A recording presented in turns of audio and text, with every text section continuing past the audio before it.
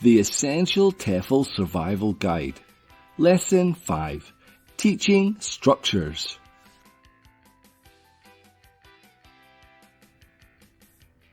Common errors. We have all experienced the common grammar mistakes from our students. Let's take a look at this regular sentence structure as an example. My mother cooks dinner every night. Here are some common mistakes that I have experienced from my students. Can you think of any others? My mother is cook every night. My mother cook dinner every night. My mother, she cook dinner every night. Every night, my mother cooking dinner. My mother cooking dinner every night.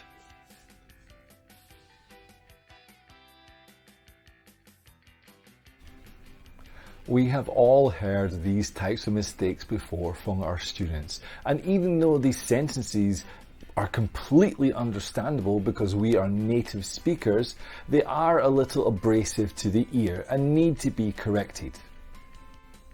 This is why we need to be careful and thorough when teaching sentence structures to our classes. We need them to be carefully and clearly understood and well defined within the minds of our students so we can help them avoid these easy pitfalls later on. Structure table setup. Let's look at a couple of sentences. I want you to think about how you can put them into a structure table and give a visual representation of how to create new sentences.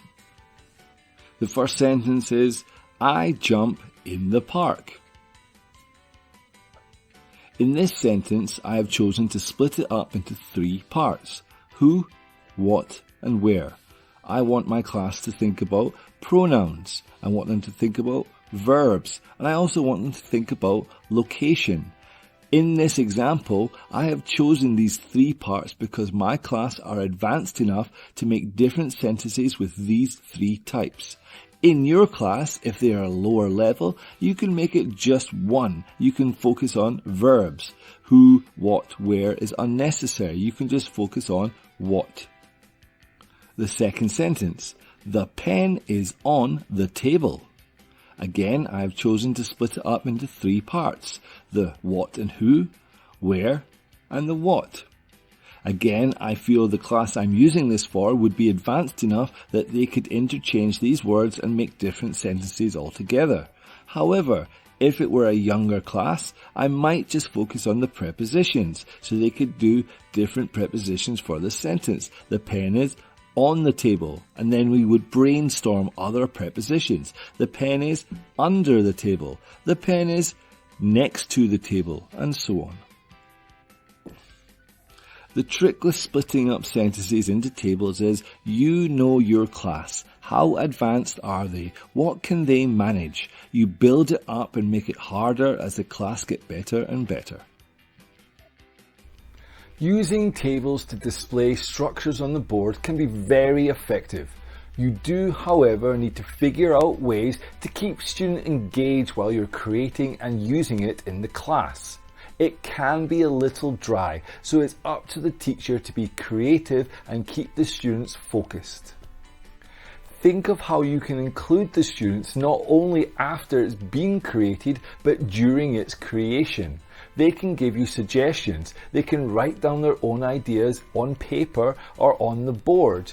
Even have competitions or races to fill in the information that you need. You can make it fun and engaging for them. Just remember, while creating it, you must continue to speak and keep their attention.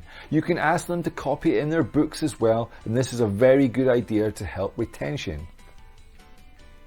The main point here is, if you use information collected from the students, it becomes more engaging and more meaningful for them. They will be more invested in the activity and want to perform better.